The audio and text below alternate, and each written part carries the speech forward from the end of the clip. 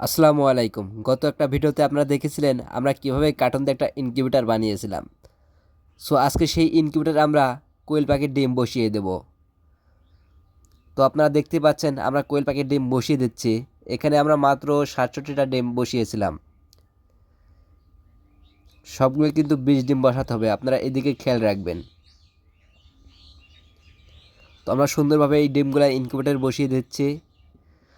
এখন থেকে প্রায় ১৬-১৭ দিন বা ১৮ দিন পরে এখান থেকে বাচ্চা ফুটে বের হবে। তো আমরা সেটাও ভিডিও করে আপনাদের জানিয়ে দেবো ইনশাআল্লাহ। আর এই ইনকিউবেটরে আমরা তাপমাত্রা রেখেছিলাম ৩৭.২ থেকে ৩৭.৭ পর্যন্ত। তো এটা একটা ম্যানুয়াল ইনকিউবেটর, বাট লাইটের দিক থেকে এটা অটোমেটিক ছিল, অটোমেটিক অন অফ।